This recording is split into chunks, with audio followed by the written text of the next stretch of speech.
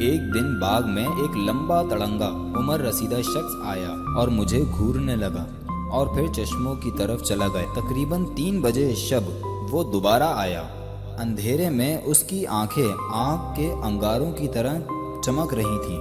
جوں جوں قریب آتا جس میں سنسنی پھیل جاتی، حتیٰ کہ بالکل ہی 2-3 فٹ کے فاصلے پر آ گیا۔ میں نے دیکھا کہ میرے سینے کے ذکر بہت ہی تیز ہو گئے اور سینے سے ایک سفید رنگ کا شعلہ نکلا جو اس کے جسم پر پڑا اور وہ اس شعلے کی تکلیف سے چند قدم پیچھے ہٹ گیا۔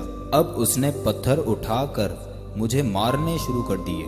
اب میری شکل کا ایک اور آدمی اس کے سامنے آ گیا اور میں اس کی نظروں سے اوجھل ہو گیا۔ وہ میرا کوئی جثہ تھا۔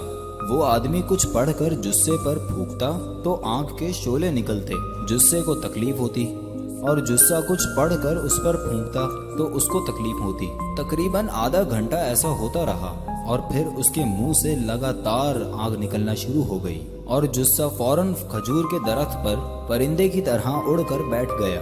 اس کے منہ کی آگ وہاں تک نہ پہنچ سکتی تھی، اس لیے اس نے درخت پر پتھر برسانا شروع کر دیے اور کوئی بھی پتھر جثے کو نہ لگا، حتیٰ کہ غصے میں آ کر اس نے درخت پر چڑھنا شروع کیا، اور جب وہ جثے کے قریب پہنچا تو جثہ شاہین کی طرح آسمان کی طرف پرواز کر گیا اور وہ دیکھتا ہی رہ گیا کہ سارا کمال میرے ظاہری جسم کا ہے، اور پھر حیرانی و پریشانی کی حالت میں وہ باغ سے باہر چلا گیا۔ اس واقعے کے بعد میرا جثہ کئی لوگوں کو ظاہر میں ملنا شروع ہو گیا۔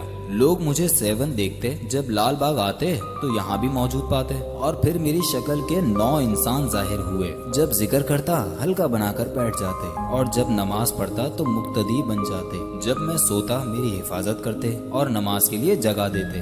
بعد میں انہی جثوں نے خدمت خلق کا کام انجام دیا، یعنی جنات کے مریضوں کے جنات پکڑتے، کشف والوں کی رہبری کرتے، اور میرے عقیدت مندوں کو خواب یا ظاہر میں میرا کوئی پیغام پہنچاتے۔